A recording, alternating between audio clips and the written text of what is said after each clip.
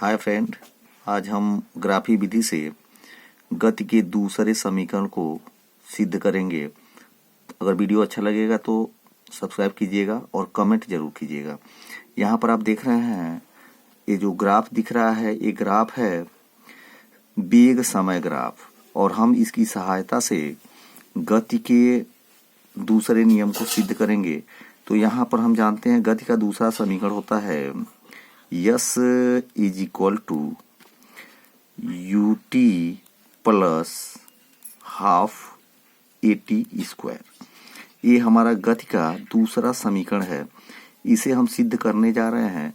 तो यहाँ जो ग्राफ आप देख रहे हैं इसमें AOCB जो दिख रहा है आप लोगों को, यह जो है वेग समय ग्राफ में दूरी को प्रदर्शित करता है। तो हम यहाँ से इसको यस इज इक्वल टू लिखेंगे OABC का क्षेत्रफल। जो OABC का क्षेत्रफल होगा वह इस समय और वेग ग्राफ में दूरी को प्रदर्शित करता है। अब हम इसे डिवाइड कर देंगे दो पार्ट में, AOCD का क्षेत्रफल और प्लस ABD का क्षेत्रफल। तो यहाँ से हम यस इज इक्वल टू लिखेंगे OADC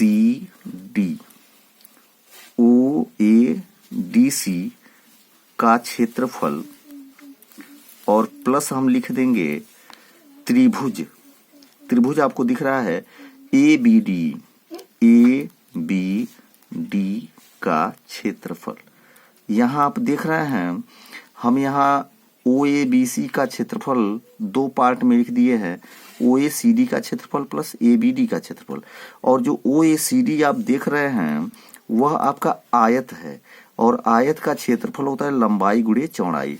तो इसे हम लिख सकते हैं OA गुणे OC और प्लस, आप जानते हैं त्रिभुज का क्षेत्रफल होता है 1/2 आधार गुणे ऊंचाई।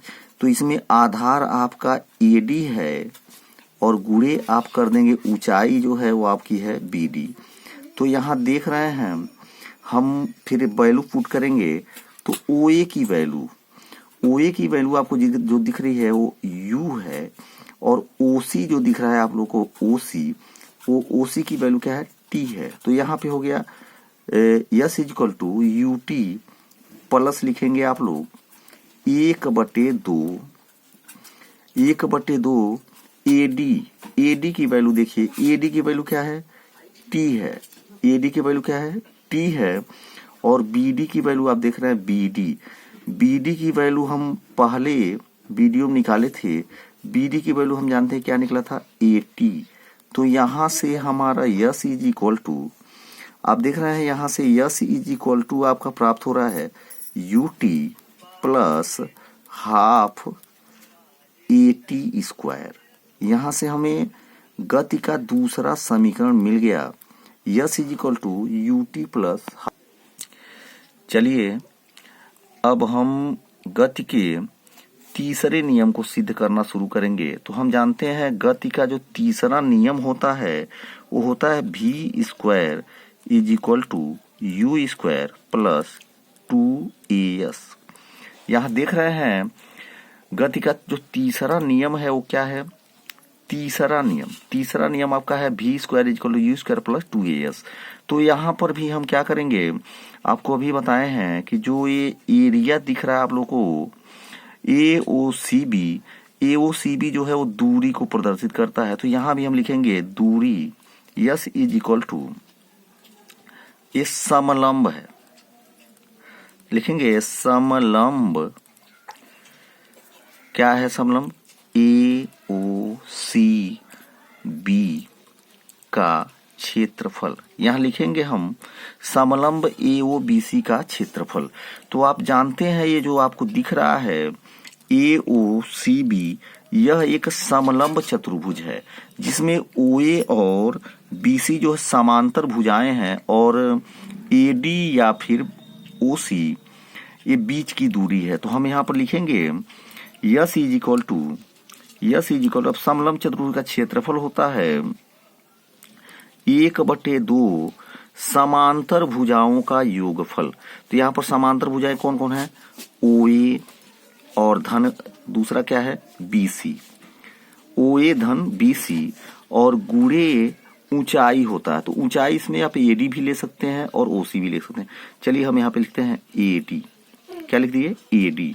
चलिए यस इज इक्वल टू, फिर हम क्या करते हैं? वैल्यू पुट करते हैं 1/2। OA की वैल्यू क्या है देखेंगे आप लोग? OA की वैल्यू क्या है? U है। और BC की वैल्यू क्या है? BC की वैल्यू क्या है? V है। BC की वैल्यू V है। Into AD। AD आप देख रहे हैं, AD किसके बराबर है? T के बराबर है, तो यहाँ T लिख दिए। फिर हम जानते हैं, इसको ऐसे लिख सकते हैं, इसको हम ऐसे लिख देंगे, S is equal to U plus V upon 2 into आप लिख देंगे T। इसको हम मान लेते हैं इक्वेशन नंबर 1। फिर हम देख रहे हैं, ये जो आप देख रहे हैं गति का पहला समीकरण V इज इक्वल टू होता है U प्लस AT। तो यहाँ से हम T की वैल्यू निकालेंगे, तो इसके लिए हमको क्या करना पड़ेगा? U को इधर ट्रांसफर करना पड़ेगा, तो V माइनस हो जाएगा U is equal to AT। तो यहाँ से हमारा T की वैल्यू प्राप्त हो रही है V minus U upon A। हमें T की वैल्यू प्राप्त हो गई। T की वैल्यू हमें क्या प्राप्त हुई है? V minus U upon A। अब हम क्या करेंगे? इसी T की वैल्यू को समीकरण 1 में रख देंगे। चलिए रखते हैं। तो यहाँ देख रहे हैं यस इज इक्वल टू आपको मिलेगा U प्लस V या V प्लस U लिख सकते हैं, V प्लस U अपॉन 2 और इनटू में आप लिखेंगे T की value V minus U upon A।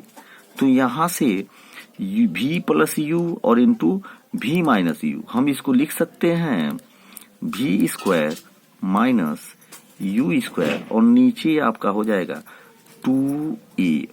फिर इस 2A का यस में गुणा हो जाएगा, तो हमें मिलेगा 2AS is equal to V square minus U square. अब हम क्या करेंगे? इस U स्क्वायर को इधर ट्रांसफर कर देंगे, तो हमें मिल जाएगा V square is equal to U square plus 2AS। इस तरह से हमारा तीसरा समीकरण भी सिद्ध हो गया। ग्राफी विधि से हमने तीसरा समीकरण भी सिद्ध कर दिया। तो वीडियो पर बने रहने के लिए धन्यवाद।